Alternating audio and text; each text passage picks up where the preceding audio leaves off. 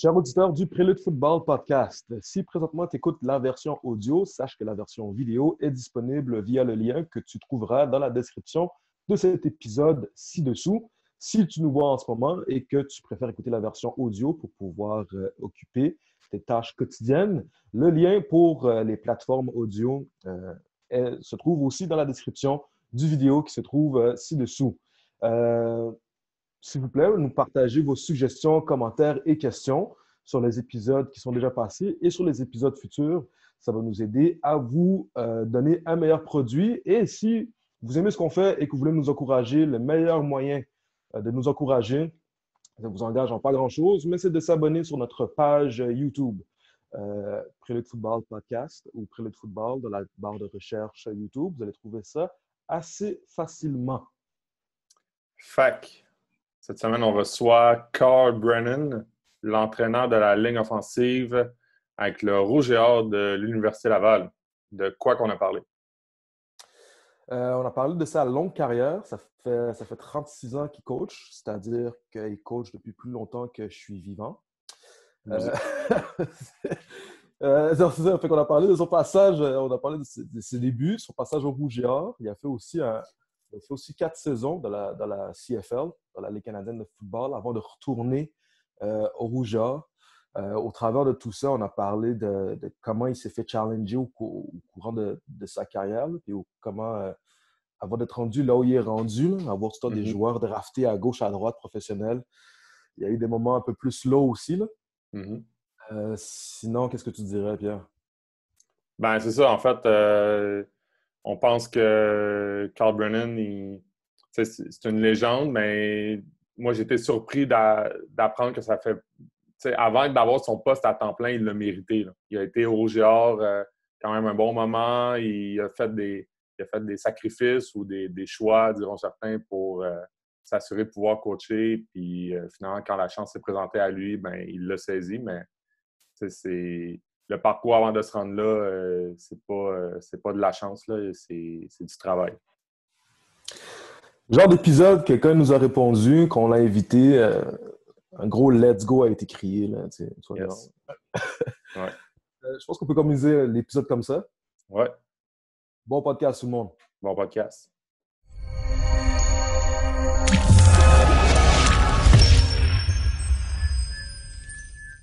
La fameuse question, est-ce que vous avez recommencé à pratiquer au Rouge et Or? Non, la fameuse question, la réponse à la fameuse question, ouais. C'est non. Les gars, ils ont commencé à refaire du conditionnement, de la course avec toutes les précautions et les choses de la santé publique. Ils ont recommencé à faire ça depuis 2 semaines, je crois. Je pense que c'est la 2e semaine qu'ils ont recommencé ou la première.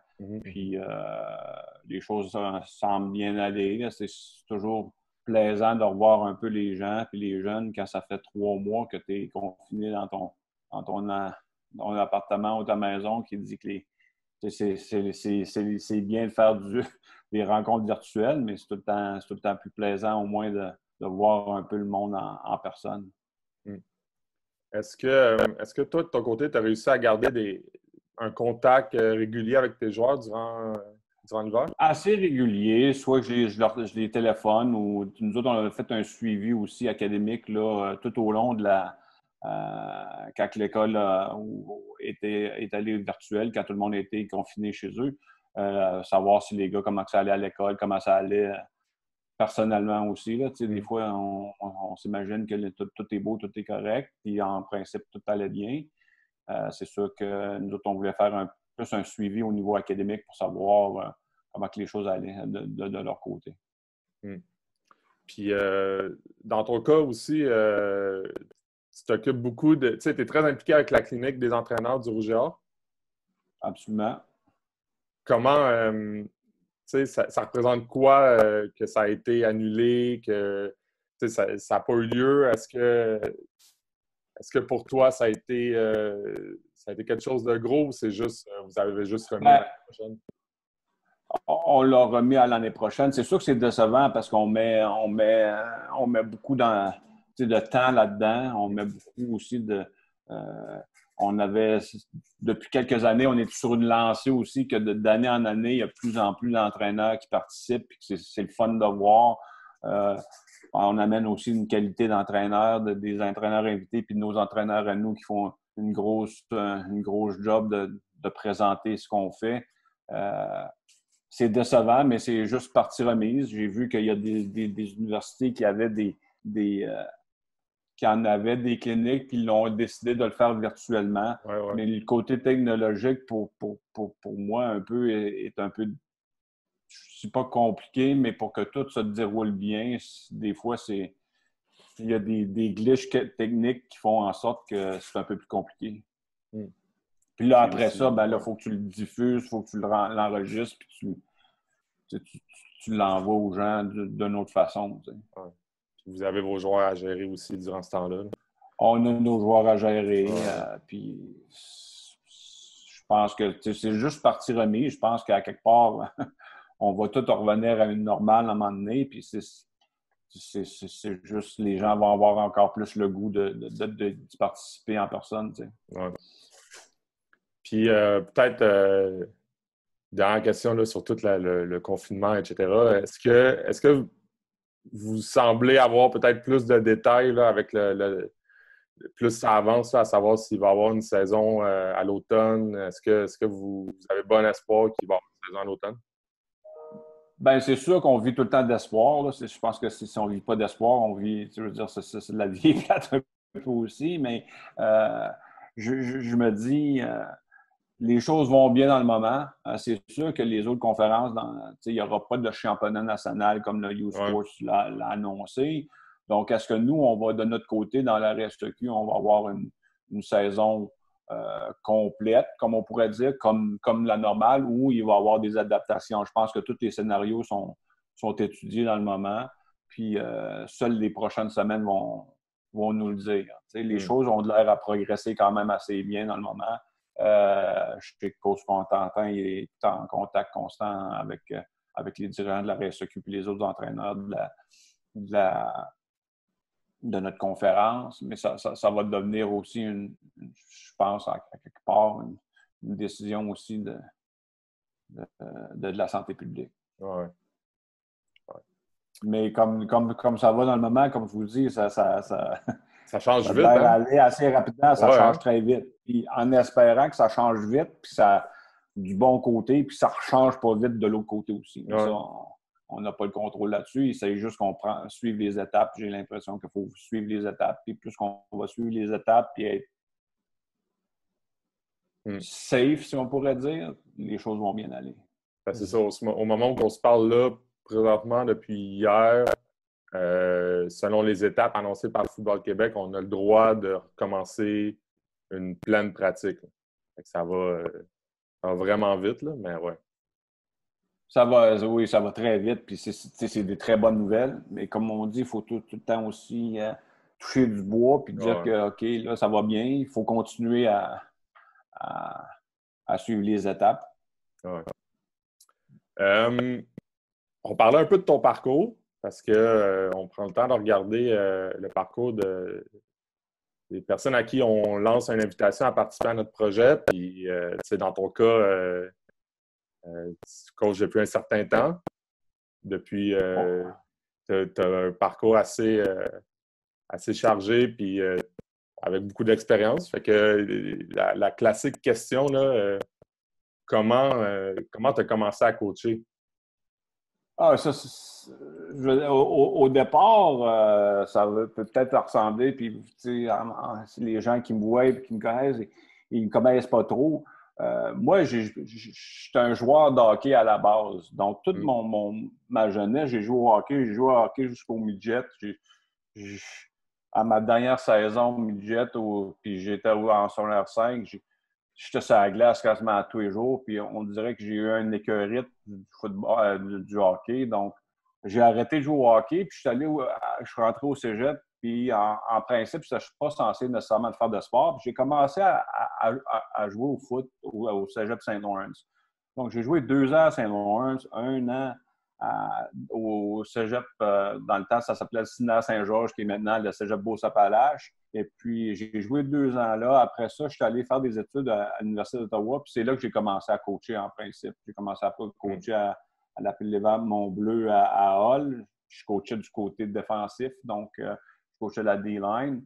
Et puis, c'est un peu de même, ça a commencé. Après ça, il y a eu les étapes là, comme ça va vite. Je pense que je commence, des fois j'arrête de compter, mais ma 36e année de coaching, donc j'ai roulé ma bosse un peu partout. C'est 36 ans. Ensuite, 36 ans, ça fait un petit bout, oui. Ça me rajeunit pas, disons. Là. C'est sûr, j'ai commencé à coacher un peu jeune, là, mais comme vous, là, qui comme une bonne partie des gens, mais je suis revenu dans la région de Québec après 2 ans dans la région de l'Outaouais, puis j'ai coaché au petit séminaire de Québec collégial avec Mike Labadie. J'ai coaché 1 an de temps là, et puis ensuite, j'ai coaché au niveau secondaire au séminaire Saint-François, cadet, juvénile. Puis ensuite, il y a une année que j'avais même fait les deux. J'avais coaché au petit séminaire de Québec, puis j'avais coaché au séminaire Saint-François. J'ai fait ça 1 an, puis je me suis dit que je ne le referais plus jamais parce que c'est trop. Tu te promènes d'un bord puis de l'autre, puis à un moment donné, tu te mêles d'un système à l'autre. Ça fait que je l'ai fait 1 an. Et puis, au niveau collégial, j'ai été entraîneur-chef au petit séminaire de Québec en 84 ou 85. Et puis, j'ai fait 1 an là. Puis après ça, je suis rentré à l'université. J'ai été devenu entraîneur à temps partiel à l'Université Laval. C'est à partir de quand que tu t'es dit je veux faire ça comme carrière, tu sais, parce que j'ai l'impression que quand on est jeune et qu'on commence à coacher, on le fait un peu pour, tu sais, il y en a certains qui vont le faire pour un peu faciliter le deuil de sa fin de carrière de joueur. Il y en a d'autres qui vont le faire parce que c'est ça, ils veulent rester proches de la compétition. Mais c'est à partir de quand qu'on se dit on fait ça de notre vie? C'est une excellente question. Puis des fois, c'est facile et pas facile à répondre. Chaque année que je faisais, j'ai développé une passion pour ce sport-là. Dieu sait que les événements ont fait en sorte qu'ils ont peut-être facilité le fait de gagner ma vie avec ça. Donc, j'ai commencé à y aller progressivement. Puis d'année en année, je trouvais que je développais des habiletés, puis j'aimais ça, puis j'avais quand même du succès. Puis à chaque année, on est tous des jeunes, puis on est tous des fringants, puis à un moment donné, on pense qu'on sait tout, on a toutes les réponses, puis on connaît tout. Puis d'année en année, on s'aperçoit que on a tout le temps quelque chose à apprendre, puis on en connaît moins, puis des fois qu'on pense qu'on en connaît. Donc, au cours des années, j'ai développé une passion pour ça. Et puis, tout en coachant, puis c'est sûr que dans la région de Québec, à ce moment-là, il n'y avait pas de football.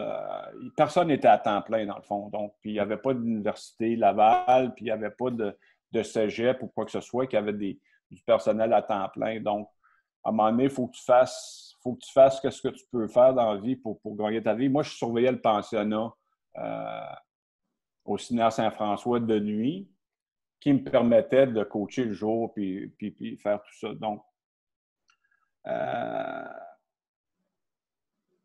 la raison pour laquelle que j'ai commencé à coacher à temps plein à un moment donné puis de décider de faire des choses, oui, à un moment donné, je voulais faire ça pour gagner ma vie, mais ça prenait des événements pour aider. Donc, à un moment donné, oui, il y a eu l'Université Laval qui a ouvert le programme. Puis moi, je ne me souviens plus trop quelle année, à un moment donné, il y a une saison en 2003, le séminaire allait fermer son pensionnat. Donc, la saison 2004, je n'avais pas une job un gagne-pain principal, si on pourrait dire. Donc, fallait que je me revire de bord. Puis, tout ça. Puis à ce moment-là, il n'y avait pas nécessairement d'opportunité pour moi de devenir entraîneur à temps plein à l'université. Ça fait qu'à ce moment-là aussi, j'avais coaché avec Team Canada, Team Québec. J'avais développé une amitié avec Danny Machocha. Puis Danny, lui, il était à Edmonton à ce moment-là. Puis je l'avais appelé. Puis je dis, gars, je ne sais pas trop comment dire ça, mais j'ai plus d'emploi. Tout ça.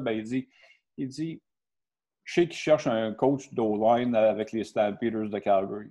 Ben, là, puis à ce moment-là, je voyais que je voulais quand même me diriger à coacher à temps plein. Puis, c'est drôle, j'ai dit, ben là, laisse-moi y penser. Puis là, dans la nuit, quand je suis retourné travailler, je me suis assis, ben je dis, ben ouais, vas-y, c'est ça que tu veux faire. Et ça ne veut pas dire non plus que s'il te réfère, tu vas aller passer une entrevue, puis tu vas avoir la job. Mais de fil en aiguille, bing bang, je passe je vais à Calgary à 2 reprises pour passer des entrevues dans le dedans d'une semaine, je pense. Puis à la fin de la deuxième entrevue, il m'offre un contrat. Ça fait que c'est même un peu que le voyage de coach à temps plein a commencé. Puis je veux dire, c'est vraiment de sortir de ta zone de confort. Là. Tu t'en vas dans une place que tu ne connais pas personne. Tu n'as jamais coaché à temps plein. Tu n'as jamais coaché à ce niveau-là non plus. Tu sais, moi, mon background à ce moment-là, tu sais, était quand même coach. Oui, j'avais appris parce que je coachais à l'Université Laval aussi, puis j'avais appris avec Jacques Chadelaine et Glenn et tout ça. Mais c'était complètement différent. Là. Premièrement, puis je ne cacherai pas que c'était pas un gros salaire de base, là, mais de surveillant d'un pensionnat aussi dans Saint-François à du football professionnel, il y avait une légère ou quand même une bonne augmentation de salaire. Donc, c'était quand même intéressant de ce côté-là, mais c'était beaucoup de pression aussi. Mm. Qu'est-ce que tu dirais que le football t'a apporté après toutes ces années?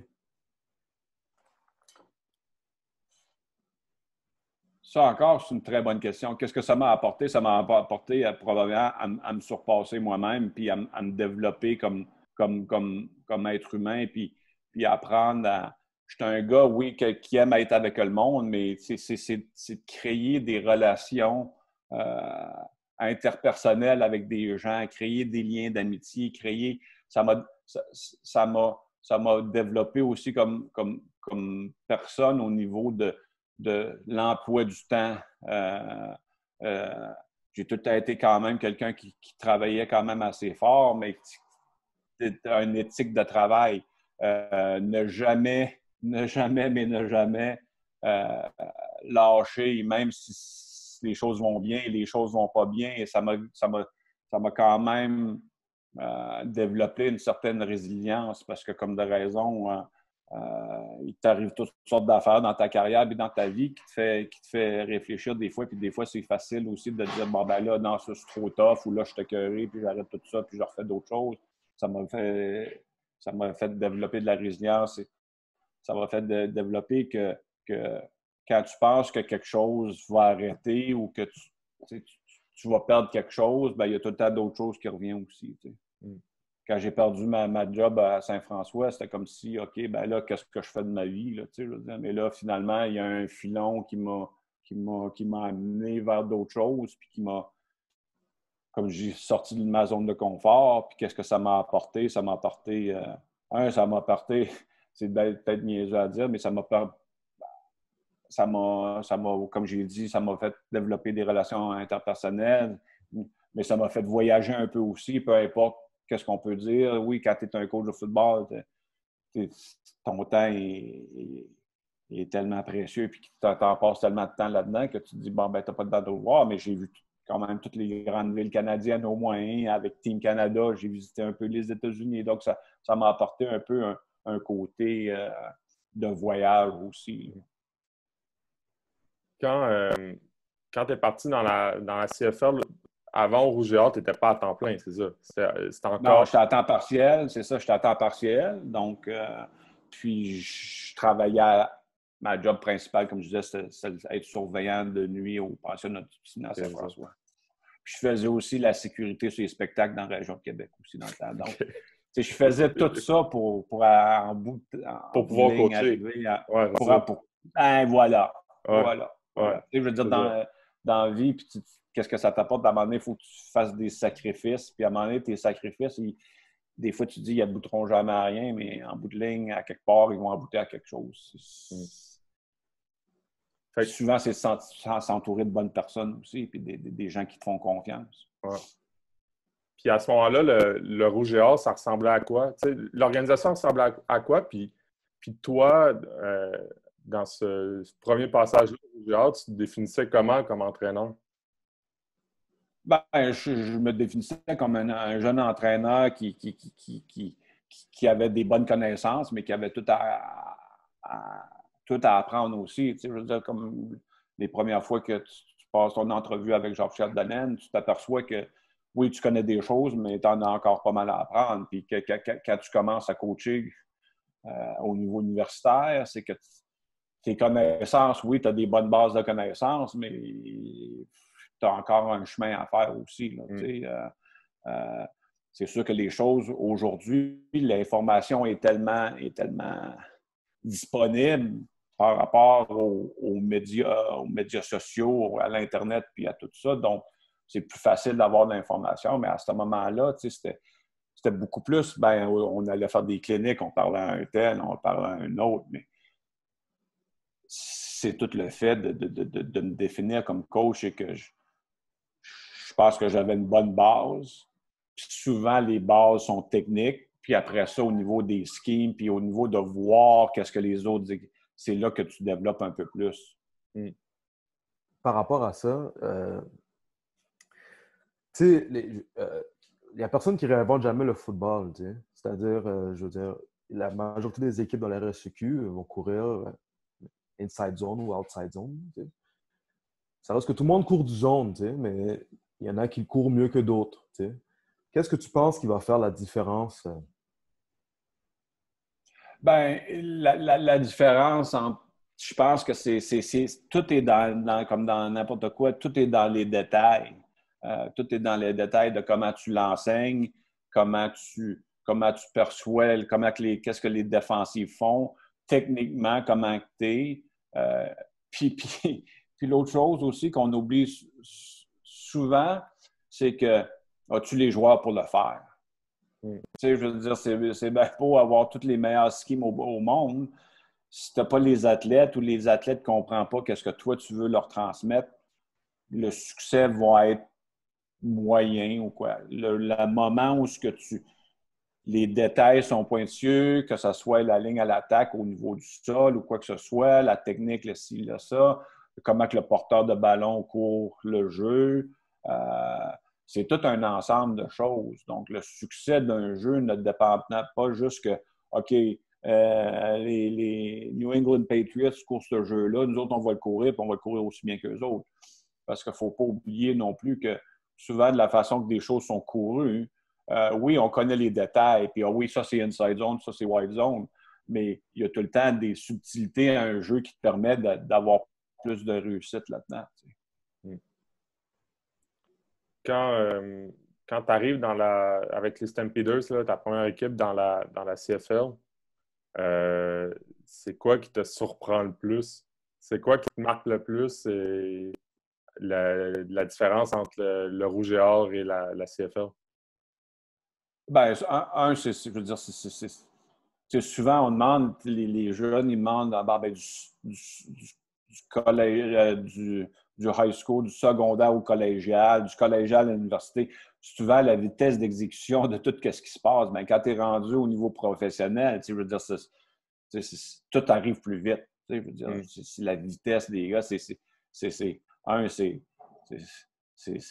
de faire un tout aussi avec une équipe avec du monde qui viennent de partout aussi. Je veux dire, tu as des Américains, tu as des Canadiens, tu as des Canadiens qui viennent de la Saskatchewan, d'un village rural, tu as un gars de Montréal. Je veux dire, c'est de faire tout marcher ça ensemble.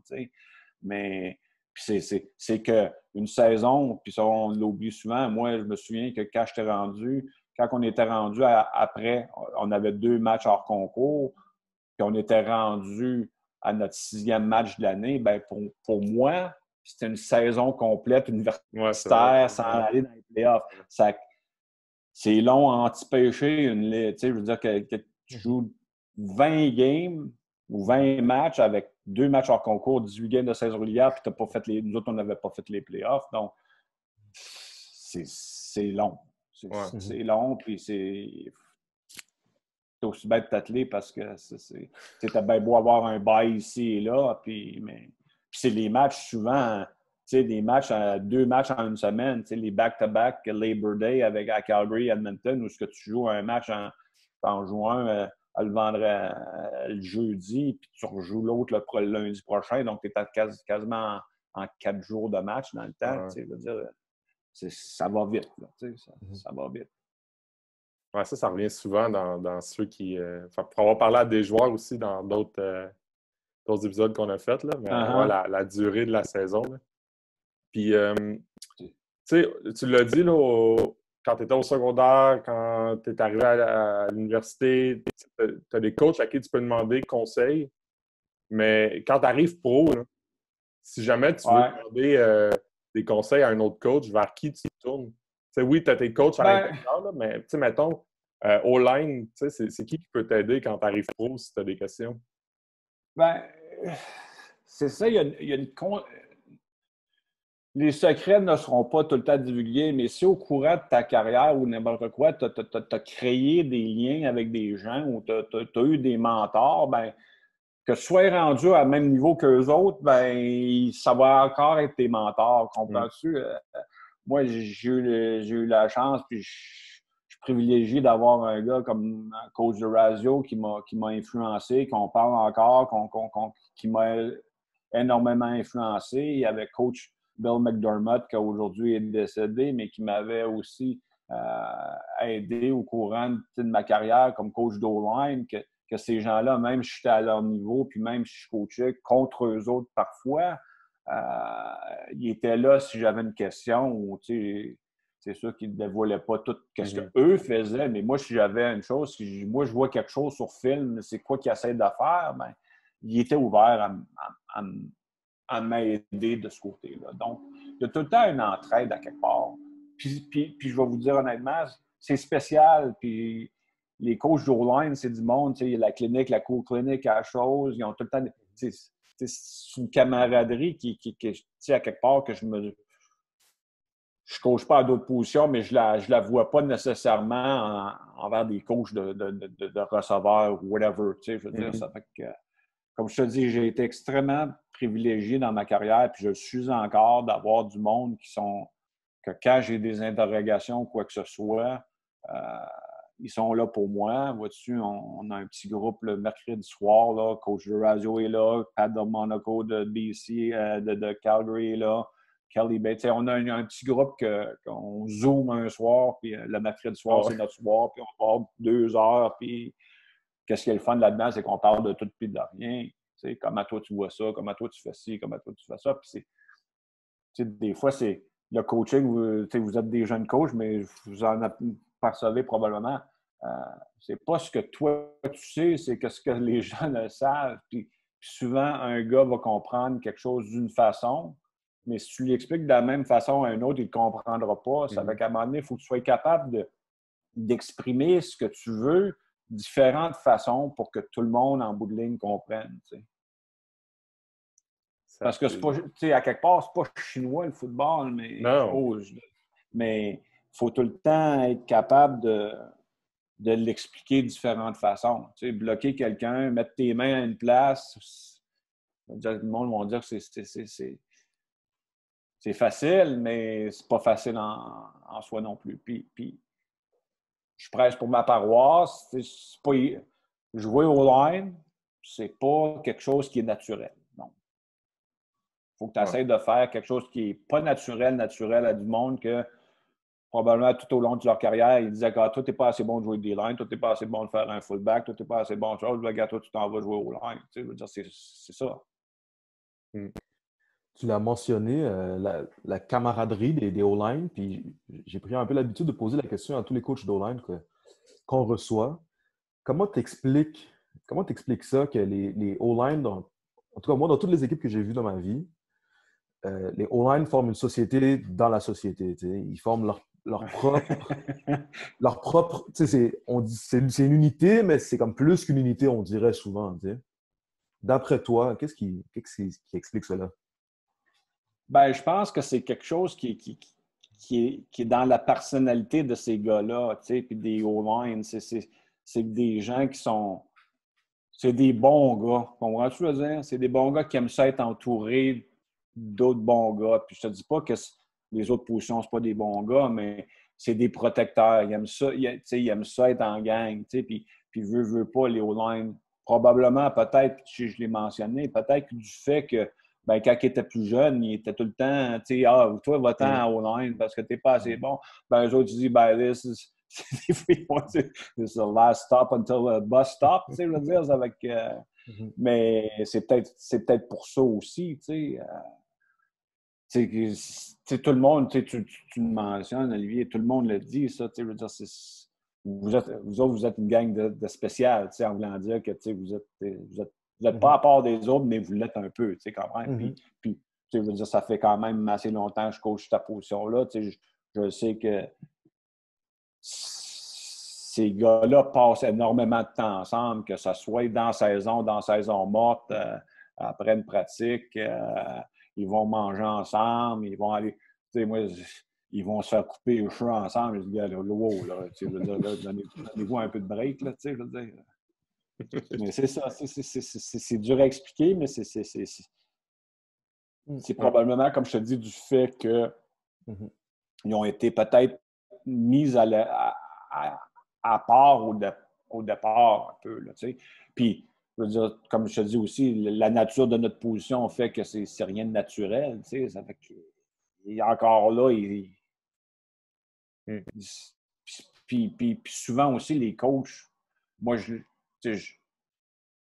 prêche pour ma paroisse parce que je leur dis, il faut que vous vous teniez ensemble parce que, je veux dire, quand tu as 6 sacs du corps dans une game, ben, c'est pas le carrière, c'est pas le receveur, c'est pas ça qui va être pointé du doigt, c'est toi. Si t'es pas capable de courir là-bas, c'est toi. Ça fait qu'à un moment donné, il faut que tu te fasses une carapace, puis il faut que tu sois solide, puis là, c'est là que tout forme ensemble, tu sais.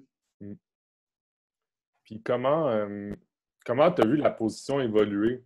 C'est-à-dire, tu sais, un coach passionné comme toi qui prend le temps de rencontrer d'autres coachs aussi passionnés une fois par semaine. Tu sais, il y en a qui pourraient penser qu'à un moment donné, tu as fait le tour, tu as parlé de tout ce qu'il y avait à parler sur la position. Tu sais, comment tu as vu la position évoluer depuis tes débuts, mettons, avec le Rouge et Or ou depuis que tu as fait ton passage à la Ligue canadienne? Bien, c'est sûr, comme je parlais tantôt, ça fait 35-36 ans que je coach. Ça fait qu'au début, je veux dire, au début, quand on bloquait, même moi, quand je jouais, tu n'avais pas le droit de te servir de tes mains. Ça fait que juste ça, à quelque part, Ah ouais. c'est une grosse... Ben, il fallait que tu bloques comme ça, je veux dire, on se comprend, là, je veux dire, tu peux pas retenir grand monde dans ma main. Je veux dire, ça fait que... Pour ceux qui écoutent en audio, c'est-à-dire les mains en X devant le chest. Mais, je disais ça juste pour ceux qui ne voient pas le vidéo. Mais on peut continuer. OK. Non, pas de problème. Donc, tu sais, c'est juste ça, c'est énorme, tu sais. Puis je pense qu'aussi qu'au cours des années, la qualité de joueur ou d'athlète a changé aussi à ce niveau-là aussi. Tu sais, je veux dire, surtout moi, rendu universitaire, tu sais, les joueurs, tu sais, c'est rare qu'on transfère un gars d'un côté du ballon de l'autre parce qu'il ne fait pas quoi que ce soit. Donc, moi, je pense que la qualité des joueurs, je pense que l'importance aussi qu'au niveau scolaire, collégial, l'importance aussi que ces coachs-là portent à la ligne à l'attaque, qui leur disent que c'est important. Je pense que ça aide aussi les jeunes à embarquer là-dedans et de dire, OK, oui, O-line, c'est pas une mauvaise position à jouer non plus. Mais en bout de ligne, comme je te dis, comment ça évolue, pourquoi que je... Parce que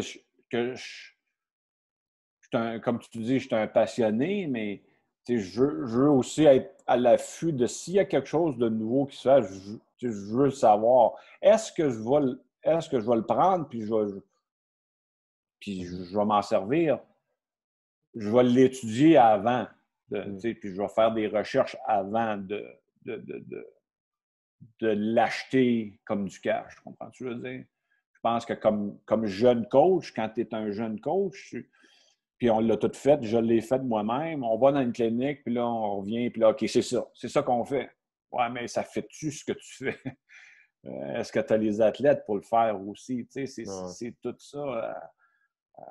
Il y a 1 an ou 2 ans, on a commencé à jouer un peu plus de gap scheme puis de misdirection. Ben, j'avais passé quasiment un hiver à regarder les Blue Bombers, puis qu'est-ce qu'ils faisaient, puis comment ils le faisaient. Puis j'avais parlé à Coach LaPolice. Coach LaPolice était venu à la clinique, mais j'avais parlé au téléphone, j'avais parlé à son coach au loin. Après ça, j'étais allé voir d'autres équipes, comment ils couraient ça. Puis, OK, puis tu sais, les gars au bureau, ils niaisent. Je pense que j'avais à peu près 450 clips de counters, que ce soit d'Alabama, que ce soit de n'importe qui, parce que j'essayais de voir techniquement, comment ils font. En formation, comment ils font. C'est sûr que le football américain et le football canadien est complètement différent à ce niveau-là. Là. Mais est-ce que ça change? Il y a des modes là-dedans aussi. Moi, il y a un bout de temps, il y a eu ceux qui sont un peu des coachs d'O-line, n'importe quoi. Il y avait le double under, la technique du double under. Bon, mon mentor, justement, coach de Razio, il s'en servait à BC à un moment donné, puis il m'en parlait, puis avant que je le comprenne, parce que pour moi, si je veux enseigner quelque chose, il faut que moi, je sois confortable à l'enseigner, puis à être clair dans ce que je fais. Ça m'a pris quelques années. Puis, j'ai commencé à enseigner le double under. Puis, ça, on a eu quand même du succès un peu avec ça. Il y a certains joueurs qui le faisaient bien, puis il y en a d'autres qui le faisaient moins bien. Donc, puis là, j'étais allé guest coach avec lui il y a quelques années, puis il ne le faisait plus. Puis j'avais demandé pourquoi. Puis il me l'avait expliqué pourquoi. Moi, j'avais continué quand même à le faire quand je suis revenu à notre saison d'après. J'avais continué à le faire, mais à un moment donné, moi aussi, j'ai commencé à me questionner à savoir au niveau de la physicalité, puis de tout ça puis j'ai rechangé la bonne vieille méthode de frapper avec nos mains plus conventionnellement. T'sais. Puis là, il y a des, comme je te dis, il y a certaines personnes qui emploient d'autres choses. C'est le 2 points d'appui versus le 3 points d'appui. Le ci, le ça. Il n'y a pas de bonne et mauvaise façon de le faire. Il s'agit juste que de la façon que toi, tu le fais, tu crois dedans puis tu l'enseignes. C'est ça pour moi. C'est fou. C'est fou de voir que c'est ça. C'est pas juste comment ça évolue, mais aussi de prendre le temps de regarder si on fait les bonnes affaires. Tu sais. Mais ouais. Ben, je veux dire, comme je te dis, je suis un gars qui est extrêmement privilégié de faire ça pour gagner ma vie. OK? Donc, ça me permet d'avoir le temps de faire ça aussi. Tu sais, je veux dire, ça va un en l'autre. Tu sais, je veux dire, est-ce que si je ne serais pas à temps plein, est-ce que je le ferais autant? Ben, si je coacherais à temps partiel, probablement. Tu sais. La vie fait en sorte des fois que tu sais, moi, je suis un célibataire, pas d'enfant, donc j'ai du temps en masse. Donc, chez nous, si c'est une fin de semaine, je veux travailler dans le foot, ben là, j'ouvre mes affaires, puis je le fais, tu sais. Puis s'il n'y a personne qui me dit, ben arrête de faire ça, tu sais. Même c'est moi, des fois, qu'il faut qu'il me le dise. Parce que je pense qu'aussi, puis je suis moins pire que je l'étais, mais c'est comme dans n'importe quoi dans la vie, là. Tu sais, je veux dire, faut qu'il y ait une balance, tu sais. Je veux dire, faut pas que ça soit de même, faut qu'il y ait un équilibre dans ce que tu fais aussi. Si tu dis que justement, tu as la chance de pouvoir faire ça de ta vie, donc tu as beaucoup de temps à accorder à ça. Mais si tu n'avais pas de temps à accorder à ça, si par exemple, tu avais un job, par exemple, 40 heures, sur quoi tu te concentrerais? Au niveau football? Ouais. OK, je coach à temps partiel, mais j'ai une job à 40 heures ailleurs. C'est ça que tu dis? C'est ça, exact. Je m'assurais que la position que j'ai dans l'organisation où je coach à temps partiel, que je sois sur la même page avec les autres. Je pense qu'aussi que puis chapeau à eux, parce que moi aussi, je l'ai été, mais les gens qui sont à temps partiel, les gens qui ont un autre job, puis qui sont passionnés aussi, puis qui viennent donner du temps, puis qui en donnent du temps, Je pense qu'à un moment donné, il faut être capable de se donner un certain laps de temps. Tu sais, c'est sûr que pendant la saison, c'est intense. Là, pour quelqu'un qui travaille un job 40 heures et qui est à temps partiel, c'est intense parce que là, tu cours partout. Mais c'est de donner le temps aussi dans la saison morte de prendre un peu de recul et de faire d'autres choses. Je me concentre sur quoi? Bien, je me concentre sur mon plan de pratique. Je me concentre sur savoir, OK, mon coach, mon coordinateur me donne combien de temps dans mon individuel. Si j'ai 20 minutes, bien, il faut que je m'assure que dans 20 minutes, je suis capable de faire X, Y, Z. Je pense aussi, je me concentre sur quoi? Le plan de match est important des fois, puis je pense qu'il y a des fois, c'est peut-être un manque de temps pour les jours, mais les temps partiels ne regardent pas assez de films de l'équipe contre laquelle ils vont jouer. Ça fait que je pense qu'à quelque part, si tu veux aider ton jeune, il faut que tu sois capable de faire un peu plus de ça. Après ton passage au Stampeders, tu es resté là une saison? Je suis resté là une saison parce qu'après la saison, c'est un propriétaire américain, puis ils ont vendu le club à un groupe local. Et puis là, ben, ils ont fait des remaniements. Ça fait que là, encore une fois, je me disais, bon, ben là, je suis allé là un an, là, qu'est-ce que je fais? Là, je m'en vais où? Là, je veux dire. Puis là, à ce moment-là, j'avais rappelé là, puis il n'y avait pas nécessairement de choses à temps plein. Puis j'avais déjà coaché contre Marcel Bellefeuille, qui est à ce moment-là, qui était le coordinateur offensif avec les Rough Riders. Puis je l'avais appelé savoir s'il y avait une possibilité. Puis là, il me rappelle, puis il me dit, ben Carl, il dit, on vient de perdre notre coach des carrières. Il dit, Coach Barrett, il ne sait pas s'il va prendre engager un coach des carrières, puis je vais rester avec l'O-line, puis je vais coordonner l'O-line, ou je vais prendre les carrières, puis je vais coordonner quand même, puis on va engager un coach des carrières. Ça fait qu'il dit, envoie ton CV à coach Barrett. Ça fait que, ou il dit, coach Barrett va t'appeler. Ça fait il m'appelle, puis là, moi, je m'en allais à Jacksonville avec Équipe Canada pour le championnat international, Global Junior Championship. Ça fait que je l'appelle, puis là, il dit, ben, envoie-moi ton CV. Ben, il dit, là, je suis à l'extérieur, mais là, finalement, j'avais été capable de m'organiser pour lui m'envoyer son CV, puis en revenant du Global Junior Championship, là, je pense une semaine après, j'étais allé passer l'entrevue à Regina. Puis j'habitais encore à ce moment-là à Calgary. Donc, j'ai passé l'entrevue, puis une semaine plus tard, il m'a appelé, puis il m'a donné la job, puis j'ai déménagé à Regina. Ça fait que j'étais quand même chanceux dans ma malchance. Ouais.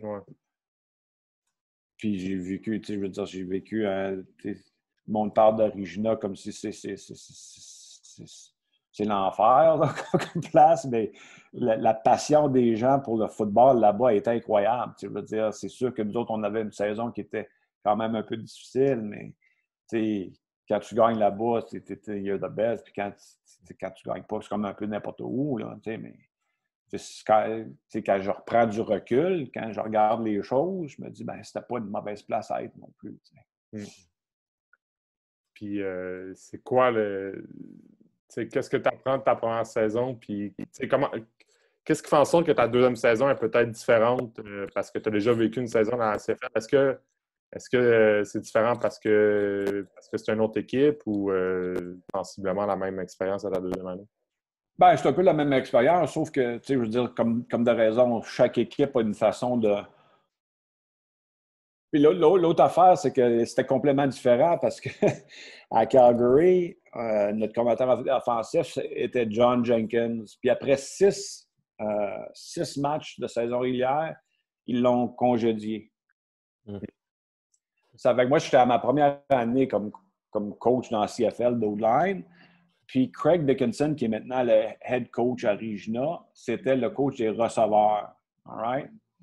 Ben, puis lui, il était à sa deuxième, troisième année dans la ligue un peu, mais il avait tout le temps été un coach de position. Il avait été coach de running back à Montréal. Puis, ben, c'est lui et moi qui avaient bâti un peu avec Matt Donegan, qui était le GM et head coach, qui ont monté un peu un système puis qui faisait les game plans. Donc, juste pour te dire que Je veux dire, Wow. j'ai été lancé dans le bain, là, puis là, débrouille-toi le jeune, puis let's go, tu sais. Ça fait que, c'est là que tu te dis, sortir de ta zone de confort. J'ai sorti complètement de ma zone de confort. Tu veux dire, il y avait plus, c'est pas quelqu'un qui me donnait un game plan, puis je disais, regarde, OK, il faut faire attention à ça, puis tout. Mais, Ouais. donc, puis là, quand tu t'en vas à Regina, ben là, tu as Marcel qui est là depuis un bout de temps, qui a son système, qui a quelque chose, puis que là, tu apprends une nouvelle terminologie, une nouvelle façon de faire des choses. Donc, c'est un peu ça la différence entre les deux. Tu sais. Ça, c'est ta deuxième année. Puis Ça, c'était là, ma deuxième année. ta troisième année, tu rechanges encore d'équipe, Oui. Ça, tu rechanges de position. c'était mon choix. C'était mon choix parce que, comme je te dis, je m'étais lié d'amitié avec Danny, puis on était des chums, puis on Ouais. l'est encore. Mais il m'avait offert quelque chose à Edmonton comme coach et porteur de ballon, puis il prévoyait que coach McDermott allait prendre un rôle un peu plus 2 ans plus tard, qu'il allait prendre un rôle un peu plus, puis qu'il allait me donner l'O-line. Ça fait que j'ai fait le move. Un, parce que je connaissais bien Danny. Deux,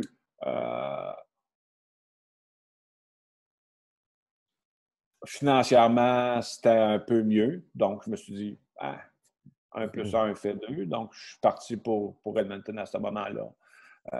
Comme je te dis, j'aurais pu rester à Regina, mais j'ai décidé, ça c'était mon choix à moi, j'ai décidé de quitter pour Edmonton à ce moment-là. Donc, j'ai coaché là, en 2000 j'essaie de voir. 2006. 2006, j'ai coaché les running backs. 2007, Ouais. j'ai coaché la ligne à l'attaque. Ouais. Là, ça fait, comme tu le mentionnes tantôt, c'est ta première expérience comme coach à temps plein lorsque tu es arrivé pro.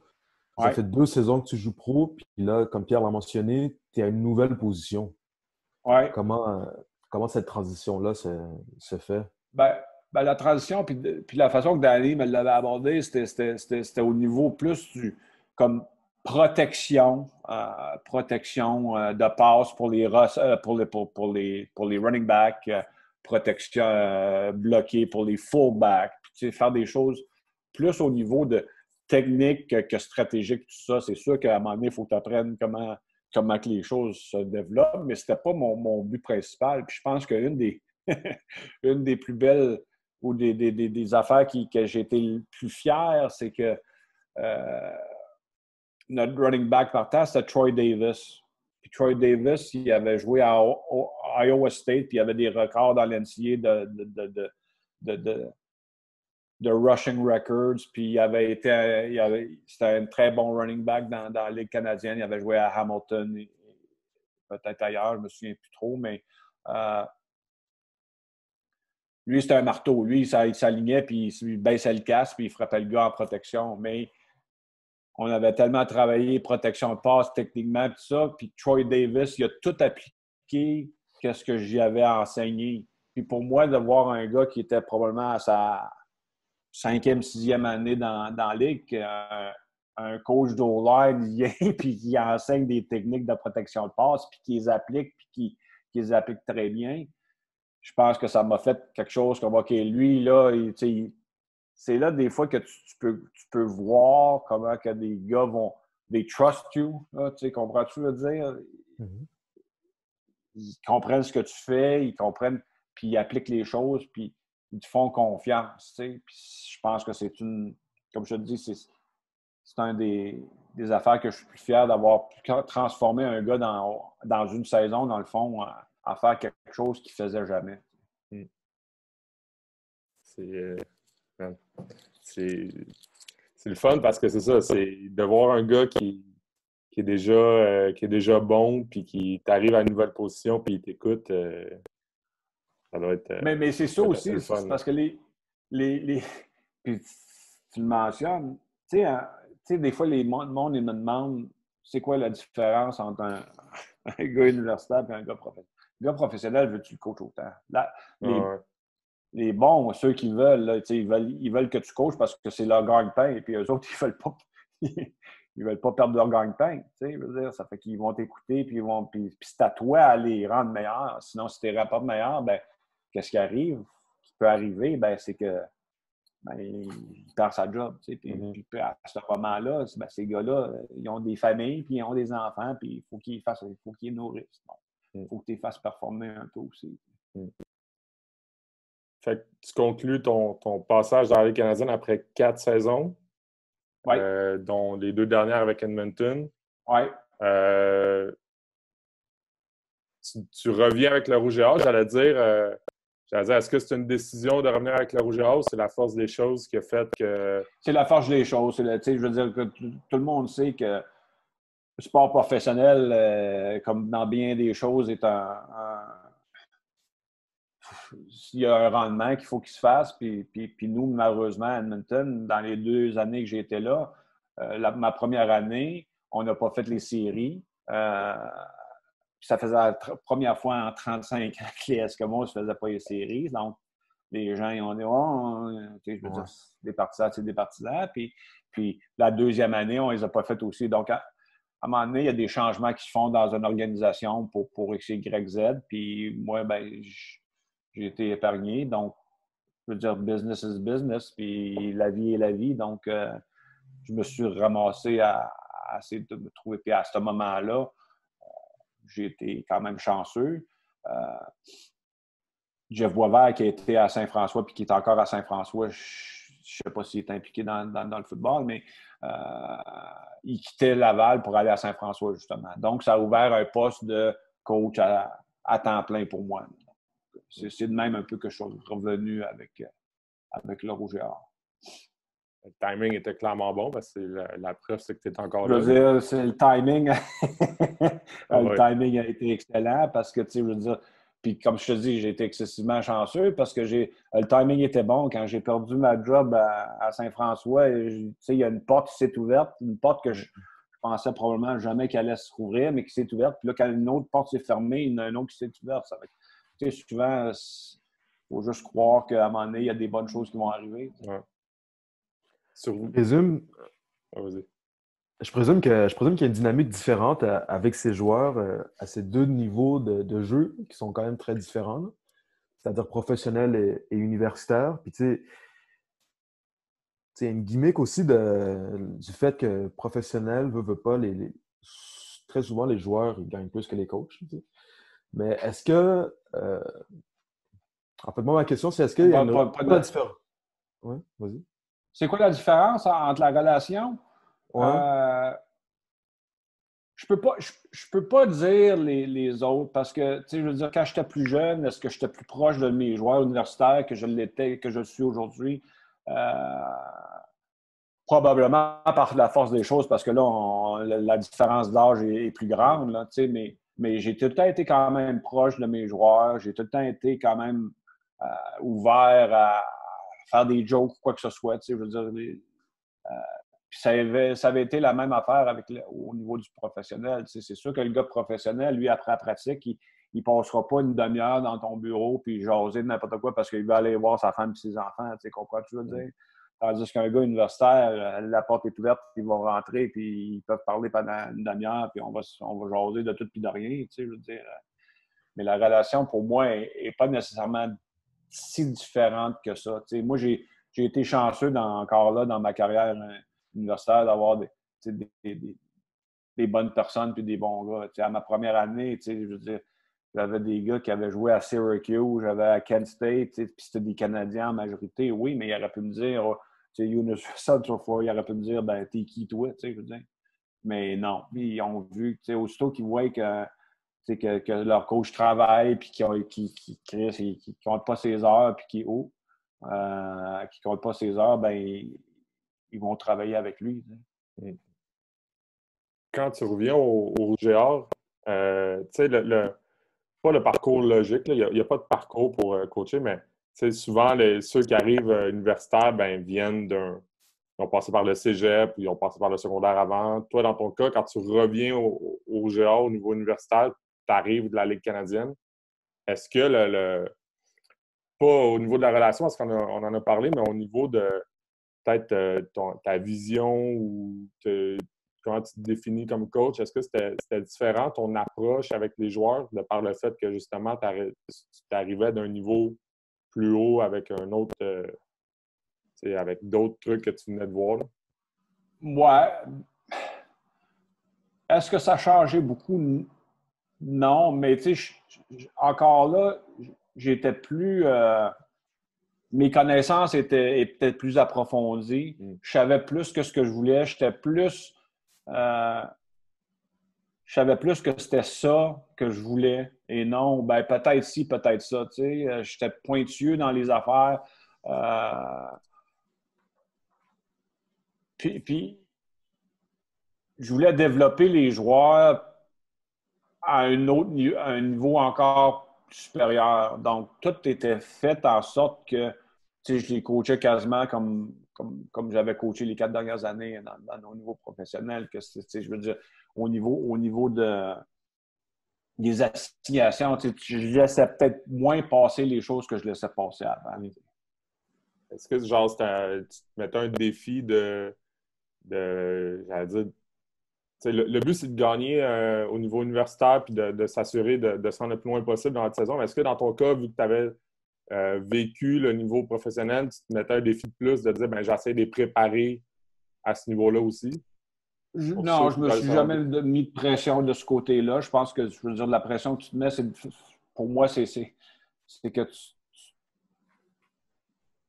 tu travailles, le travail que tu fais est bien fait. C'est ça la pression que pour moi, tu sais, je veux dire, tu fais ton travail, tu es prêt, tu laisses rien au hasard, dans le fond. Là, tu sais, je veux dire, pour moi, la pression est de gagner. On veut tout gagner, on est tous des compétiteurs, mais je pense qu'il faut tout le temps penser à la progression qu'on fait et non tout le temps, on dit tout le temps le but ultime, c'est quoi? Mais avant de te rendre au but ultime, il y a des étapes à suivre. Puis je pense que c'est de ce côté-là que je travaille puis qu'on travaille tous de la même façon. C'est qu'on veut avoir une progression pour avoir une chance d'être là au bout. Le but ultime est tout le temps d'être là au bout, mais à un moment donné, il faut que tu suives les étapes. Comment tu te décrirais comme entraîneur? Ben, exigeant. Je pense que je suis exigeant envers mais je suis. On va chercher le mot en français, là, mais je suis fair. Tu sais. J'en demande beaucoup, mais j'en donne beaucoup aussi. Comprenez-vous ce que je veux dire? Je pense que je suis encore là, je suis proche de mes joueurs, j'aime mes joueurs, tu sais, dans la vie, oui, on coach au football, mais on coach aussi la vie un peu. Tu comprends ce que je veux dire?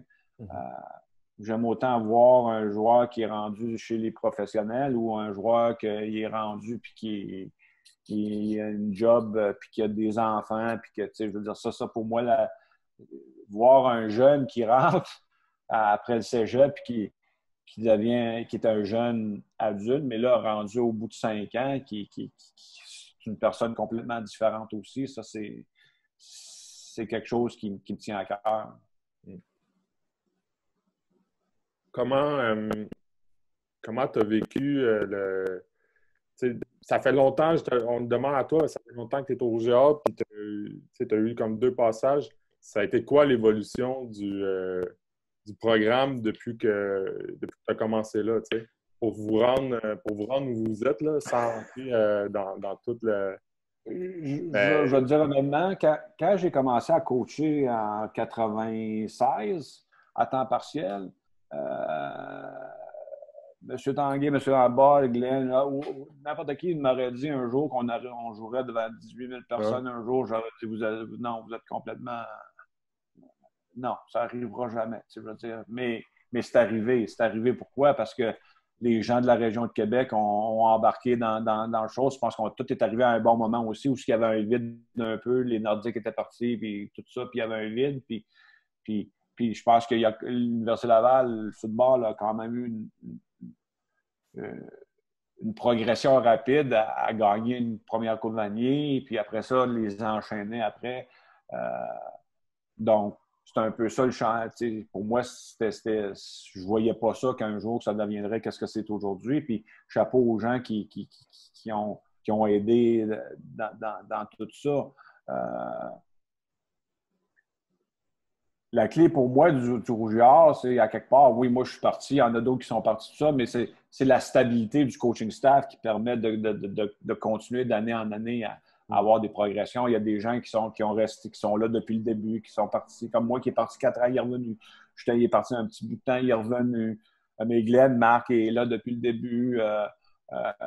Mathieu Bertrand s'est greffé à nous, un ancien joueur donc il savait un peu comme il savait c'était quoi être un rougeur. Guillaume Rio que vous avez eu, je pense, il n'y a pas si longtemps, qui s'est greffé à nous aussi. Donc, je veux dire, ça ne nous prend pas 12 000 heures pour communiquer qu'est-ce qu'on veut faire, comprenez-vous, je veux dire. Donc, c'est un peu ça, un peu aussi la stabilité de ce monde-là à faire en sorte que les choses avancent. Puis le support aussi que l'université nous donne, la communauté des affaires, puis nos fans, puis tout ça, je veux dire, tout le monde a son grain de sel là-dedans.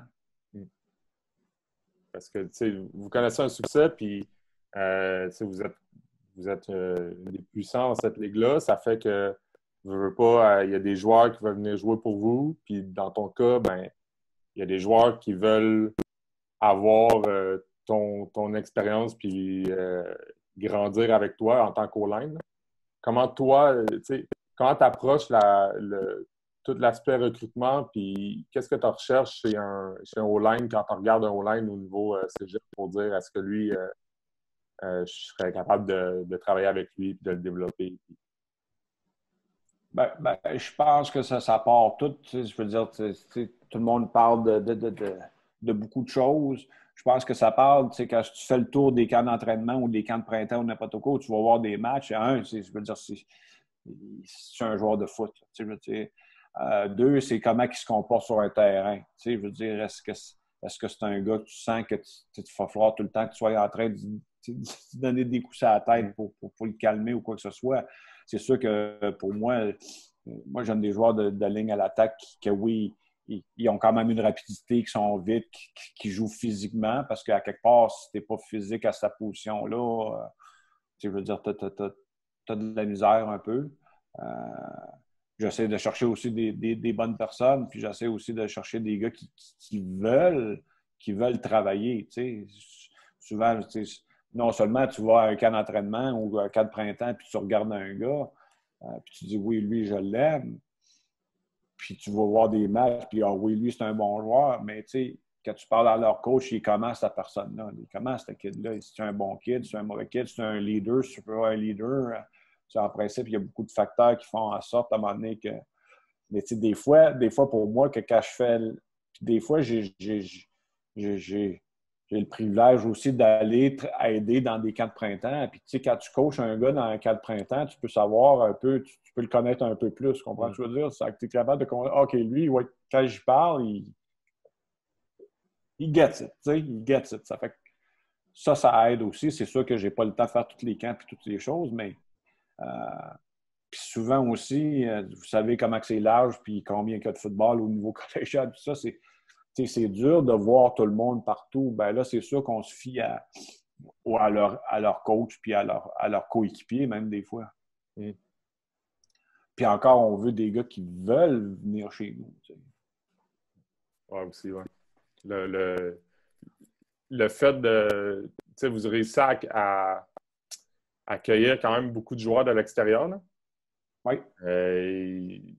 C'est ça. C'est un plus gros move pour certains, là, de faire un move d'aller à Québec à la place de rester dans sa région. Ben, ouais. Absolument, absolument. Puis surtout, je veux dire, quand tu as des options d'université dans ta région, il faut que tu ailles les. Tu veux-tu sortir de ta région? Non. Bon, OK. Si tu veux pas, on respecte ça. As-tu les moyens de sortir de ta région? Je veux dire, il y en a qui l'ont, puis il y en a d'autres qui ne l'ont pas. On a tout le temps aussi pour nous dire, c'est que on ne déracinera pas quelqu'un de l'extérieur pour l'année à Québec si on ne pense pas qu'il y a une chance de compétitionner puis de jouer à court ou moyen terme. Comprenez-vous, je veux dire? Si un gars va jouer à sa 4e ou peut-être qu'on pense qu'il ne jouera jamais chez nous, ben là, on ne le recrutera pas. Parce que pour nous autres, on ne veut pas, je veux dire, puis s'il y a une opportunité ailleurs de la prendre aussi. Ouais. Tu as eu beaucoup de joueurs qui ont qui ont connu des carrières professionnelles, qui ont été repêchés en première ronde, qui sont des vedettes, même s'ils sont des O-line, qui sont quand même sont des joueurs d'impact dans la Ligue canadienne. Mais tu as aussi quand même beaucoup de joueurs qui sont devenus des bons coachs. Oui. On a parlé avec Jean-François Jonca, on connaît bien Carl Monjoie qui est rendu à Concordia. Tu as eu Dominique Picard aussi. Je n'oublie peut-être certains, mais est-ce que tu as gardé contact avec ces gars-là? Est-ce que ces gars-là te demandent peut-être encore des conseils? Puis ça représente quoi pour toi d'avoir autant de joueurs? Pour le reste, c'est quand même, tu sais, là j'en ai nommé 3, là, mais c'est quand même beaucoup de joueurs qui passent par toi personnellement à ta position, qui deviennent entraîneurs. Tu sais, ça représente quoi? Ben, ça aussi, tu veux dire, ça, on parle de fierté. Ça aussi, c'est une fierté que les jeunes, ces gars-là, ils veulent prendre qu'est-ce qu'ils ont appris, que ce soit de moi ou n'importe quoi, ou qu'ils leur donnent aux autres. Tu sais. Est-ce que j'ai contact? Est-ce que je parle encore avec quelqu'un? Une fois de temps en temps, je parle avec Jeff Jonca, oui. Je parle avec tu nommes Dominique Picard, ben le mercredi soir, j'ai les coachs là, de radio, tout ça. Puis le mercredi matin, ben je parle avec Dominique puis avec Kevin Nichols, qui a coaché avec nous autres aussi à Laval, qui est rendu à Rimouski. Donc, on zoom, je veux dire, j'ai cette journée-là, c'est matin et soir. Donc, je parlais au Carl aussi. Tu sais, quand Carl était ici à Gardneau, on se parlait. Ça, pour moi, c'est une fierté, oui, de voir ces coachs-là, parce que là, c'est rendu des jeunes hommes, dans le fond, qui transmettent avec passion qu'est-ce que nous autres, on leur a enseigné ou leur transmis au cours de leurs années chez nous. Comment tu décrirais ta relation avec ton coordinateur offensif, Justin Etier? Ensuite de ça... Ouais, vas-y. Oui, ben, j'ai une très bonne relation avec Justin. Justin, je veux dire, moi, je suis un gars qui fait beaucoup de recherches, puis j'arrive tout le temps avec des idées, puis, mais tu sais, des fois, il dit, Carl, il dit, donne-moi-en, mais donne-moi-en pas trop, parce que, tu sais, à quelque part, caller une game à 3 essais, puis caller une game à 4 essais, puis caller une game, puis caller des choses, puis, tu sais, on sait qu'au niveau du... le passing game est peut-être plus important. Donc, à quelque part, oui, il faut faire des choix à quelque part. Ça fait que j'y arrive avec 12 000 idées, ben lui, il ne peut pas toutes les prendre. Il y a pas, donc, on a une très bonne relation. Comme je disais tantôt, on n'a pas besoin de se parler pendant 3 heures pour savoir où est-ce qu'on s'en va, puis qu'est-ce qu'on veut, puis qu'est-ce qu'on aime, puis qu'est-ce qu'on n'aime pas.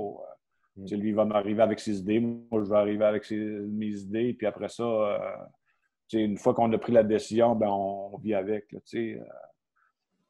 moi, j'arrive tout le temps dans une semaine de game planning. J'arrive avec mes idées au sol. Qu'est-ce que je pense qui peut marcher? Puis qu'est-ce que les défensifs font? Puis au niveau des protections, c'est la même affaire. Puis après ça, ben lui, il s'en va de son côté, il regarde ses affaires. Puis après ça, on vient. Lui, dans le fond, c'est le coordinateur. C'est lui qui décide un peu où je s'aligner, parce que moi, je ne suis pas dans sa tête quand il est en train de caller une game. Donc, ça lui à faire les choix avec laquelle lui se sent confortable. Puis naturellement, la prochaine question, comment tu décrirais ta relation avec Glenn Constantin? Ben, je veux dire, c'est comme dans n'importe quelle équipe.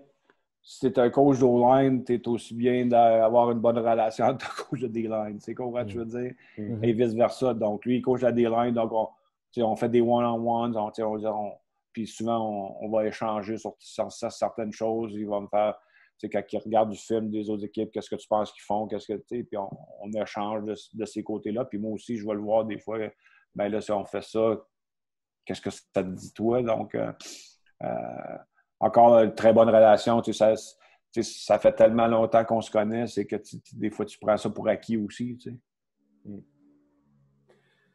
Si tu pouvais avoir n'importe quel super pouvoir, lequel est-ce que tu aurais et pourquoi?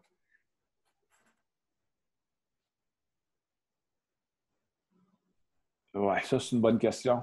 Là, tu m'en lâches une bonne. Probablement, je veux dire, puis ça, Là, tu me demandes la question au football ou en général? En général, si tu pouvais avoir un super pouvoir, lequel tu Plus de, aurais? plus de compréhension dans le monde. Mm. Pourquoi? Parce que je trouve que Mhm. on est tous et chacun de notre côté, puis la façon que quelqu'un fait les affaires, ben ah non, là, c'est pas ça, non, il devrait, tu sais, puis pourquoi il le fait? Il le fait peut-être parce que that's all he knows, tu sais, comprends, je veux dire. Mhm. Mhm. Donc, plus de compréhension dans le monde. Est-ce que tu as une routine d'avant-match? Euh, Pas vraiment, non. Autant qu'avant, j'avais des petites phobies puis des petites choses. Ah là, il faut que ça fasse ça, tu sais. La seule Mhm. affaire que je fais la plupart du temps, ben, si je rentre au. Tu sais, je m'en vais travailler ben, je vais avoir ma, ma chanson, là, style fétiche, ou quand on rentre dans un stade ou n'importe quoi, dans une coupe ou n'importe quoi, je vais avoir ma toune là, qui est dans mes oreilles parce que ça me rapporte à quelque part ailleurs puis que ça me met confortable. Cette toune-là, c'est U2 Walk On. J'hésitais à la poser, mais... Ah non, regarde. Je te dis, j'ai pas grand cachette. Parfait, ça. Si on devait faire un film sur ta vie, ce serait quoi le titre de ce film et ce serait quel genre de film?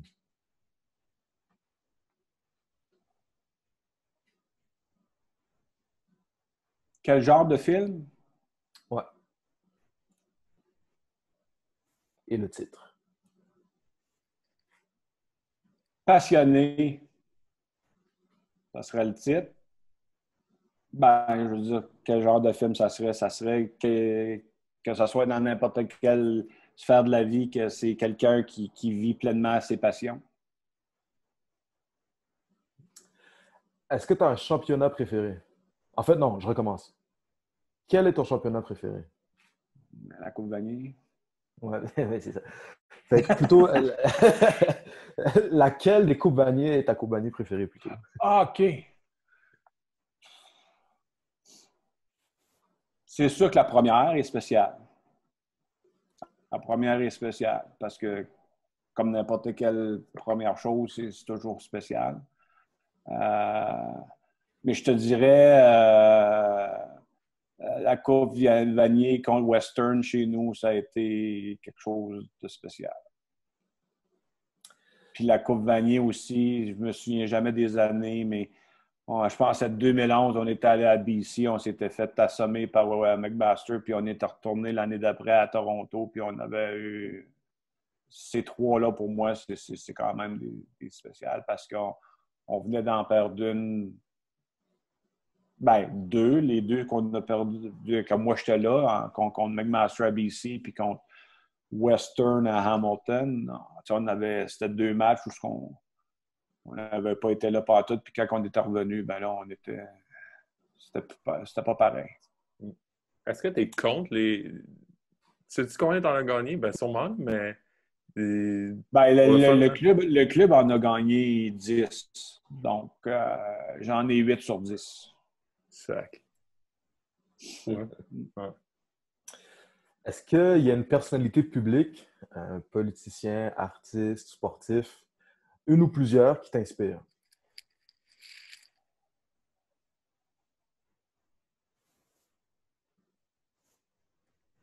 Encore des bonnes questions, ça. Parce qu'il y en a beaucoup, tu sais, je veux dire, il y a beaucoup de monde qui peuvent t'inspirer, mais tu sais, c'est sûr, public.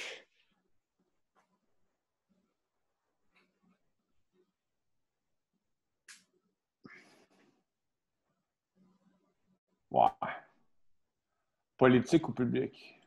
Comme tu veux. Ça peut même être fictif si tu veux. Ben, je vais juste te donner ça.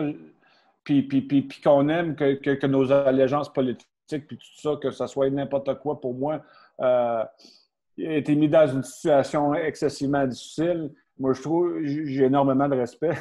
Puis je vais peut-être être pas trop populaire dans le moment, mais pour François Legault, pour comment il a géré ou essayer de gérer la grille malgré l'hécatombe dans bien des affaires, puis tout le monde le connaît. Donc, j'ai quand même un respect pour cet homme-là, pour ce qu'il a fait dans une situation qui était complètement difficile. Puis parfois, pour des choses qui étaient hors de son contrôle.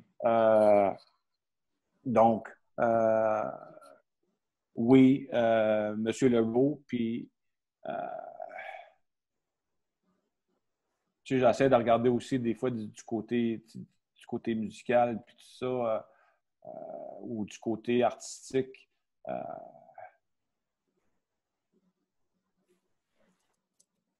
Plus ou moins, un que je trouve que je trouve inspirant quand il parle, puis on l'entend pas, on l'entendait pas dans longtemps, mais on l'entend plus, c'est que quand Barack Obama parle, ça vient me chercher un peu. Donc, voilà. Parfait. Quel serait un des joueurs, un ou plusieurs, les plus underrated que tu aurais côtoyé?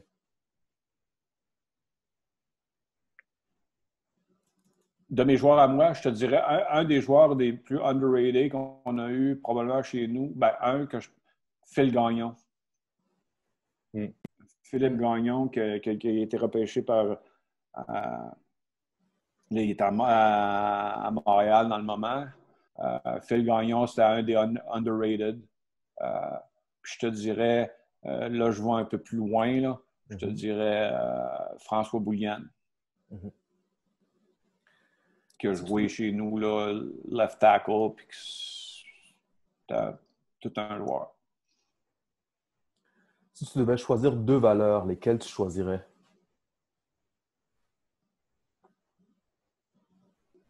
L'honnêteté, puis la gentillesse, je ne sais pas si c'est le même qu'on le dit. Moi, je pense qu'on comprend ce que tu veux dire. Quel serait un des meilleurs cadeaux que tu aurais reçu?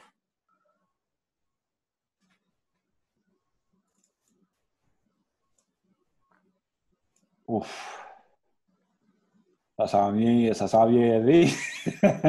Le plus beau cadeau, moi, je veux dire, c'est l'amitié des gens qui m'entourent. Si tu pouvais vivre dans n'importe quelle série télévisée, oh my God.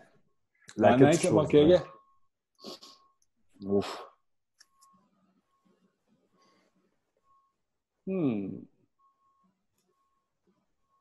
Ça en est-tu de bonne, ça aussi?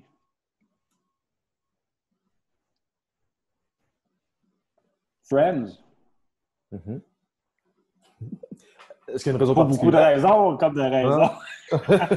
Hein? Est-ce qu'il y a une raison particulière que ce serait Friends? Des amis, être avec des amis, comme de raison,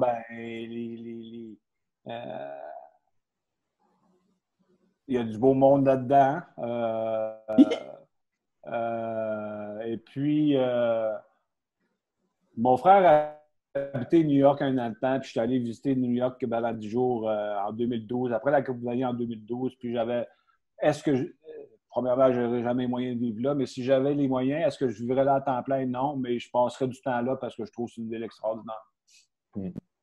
Cool. Est-ce que tu as un jeu en carrière, un jeu préféré en carrière dans une partie qui reste en mémoire? J'ai pas la mémoire des jeux comme tel. Je te dirais probablement un jeu contre. Puis là, l'année, je suis encore là, j'ai pas vraiment la mémoire de ça, mais c'était une coupe Dunsmore contre Montréal chez nous. Puis Seb Lévesque était parti pour un toucher sur un genre de un gap play, puis il était parti, puis c'était de toute beauté. Est-ce que tu as déjà reçu un conseil d'un coach quand tu étais joueur ou même comme coach aussi que tu appliques encore? Ouais. Ça serait lequel? J'imagine que tu veux savoir lequel. Un peu oui. Keep grinding. Aurais-tu un livre de sport à recommander? C'est drôle, j'en lis beaucoup de ce temps-ci, tu sais, parce que le temps nous le permet. Mais j'ai lu, comment ça s'appelle, chez John Gordon, It starts in the locker room, je pense que c'est le titre. Le titre exact, je me souviens plus, là, mais je pourrais même te le donner. Là. Si tu me donnes 30 secondes, je vais te le donner. Ouais, c'est un bon moment pour lire des livres en ce moment. Ah non, c'est vrai, tu peux éditer. Là, tu vas pouvoir faire du Je peux editing éditer, là-dessus. mais... Pas trop. Alors. Et notre format, en fait, c'est ça qu'on recherche. Là, c'est de prendre le temps. Là. Quelqu'un qui est... OK. Ceux qui nous OK. écoutent, j'ose croire qu'ils ont choisi puis on les dérange pas trop. Là. S'ils sont rendus jusqu'ici, je vois pas pourquoi ils quitteraient le truc. Là. OK, ça sera pas là. OK. You win in the locker room first. Peux-tu rappeler l'auteur? John Gordon. John Gordon. Et ce livre t'a marqué parce que... Ben, je pense que ça englobe beaucoup de choses. Ça englobe non seulement dans le monde, dans le monde du sport, mais dans le monde des affaires. Qu'est-ce que ça prend pour exceller? Qu'est-ce que ça prend? Ça prend, tu sais, je veux dire, ça prend un travail d'équipe, ça prend un tout pour être arrivé à l'au bout. Personne ne se rend où ils sont rendus tout seuls. Quelle serait une des choses les plus difficiles qui t'ait accomplies ou dont tu serais le plus fier? Le plus difficile, une des choses que je suis plus fier, puis j'ai pas peur d'en parler parce qu'il n'y a rien qui... Comme je vous dis, j'ai pas de cachette. Ça fait, je ne sais pas combien d'années encore, là, je ne suis pas bon dans les années, mais ça fait au moins 25 ans. Quand j'étais plus jeune, disons que j'aimais prendre une coupe de consommation. C'était pas tout le temps, mais quand j'en prenais quand même. Puis j'ai arrêté ça, ça doit faire au moins 25 ans, donc je suis quand même fier de ça. Félicitations. Merci bien, merci bien. Dernière question. Pourquoi un O-line devrait aller jouer à l'Université Laval?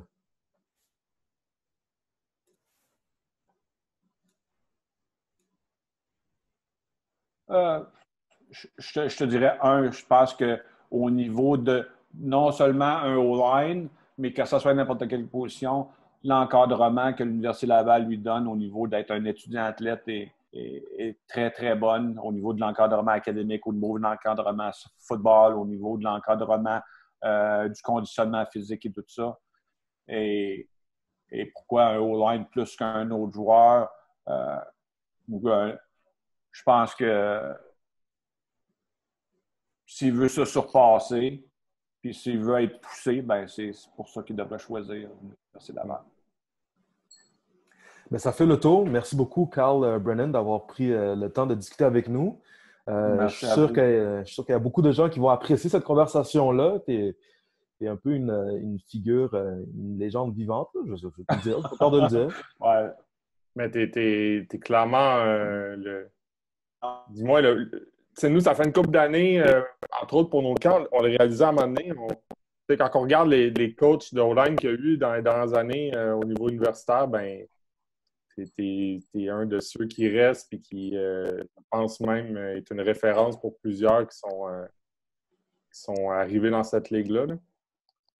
Je veux dire quelque chose, puis tu sais, peut-être que je l'aurais dû dire avant, mais moi, il y a des gens qui m'ont aidé. Comme tu sais, comme je disais, il y a personne qui arrive ou qui sont arrivés toutes seules.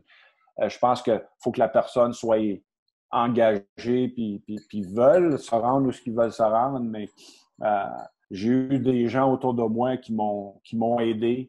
Donc, moi, ma façon de remercier ces gens-là, ben, c'est des autres. Ouais. On a entendu parler, puis c'est vraiment c'est tout à ton honneur. Là. Quand je dis on a entendu parler, c'est justement il y a des coachs là, qui nous ont dit que tu les avais aidés, puis que c'est d'où c'est quand on dit une référence, ben c'est ça aussi. Là. C'est pas juste une référence en termes de longévité ou en termes de résultats, mais c'est en termes aussi de faire avancer le foot, de faire avancer le foot au Québec. Là. Ben, je pense qu'on est tous là-dedans. Puis, je veux dire, c'est quand tu as passé toutes les étapes aussi, à un moment donné, tu te dis, bon, OK, sais, moi, quand j'étais jeune, j'ai été chanceux, mais tu sais, dans ta région, tu sais, dans la région, si je m'arrêtais juste à la région de Québec, ben, c'est pour ça qu'il faut que tu ailles, tu sais. Mais là, tu sais, moi, comme je dis à tout le monde, quelqu'un qui va m'appeler, qui va me demander quelque chose, n'importe quoi, je vais essayer de l'aider le mieux que je peux. Puis est-ce que je vais avoir la réponse ou est-ce que ça va être tout de suite? Peut-être pas, mais bottom line, we're going to get to that. Tu sais. Carl Brennan, Ouais. On vous souhaite entraîneur. une saison. Ouais, ben oui, 100%. On vous souhaite une saison, puis... Oui, on le souhaite à tout le monde. Je pense que ça va faire du bien à tout le monde. Ouais. Carl Brennan, entraîneur de la ligne offensive du Rouge et Or de l'Université Laval. Merci encore d'avoir participé à notre podcast. Merci, Carl. Merci à vous, les boys.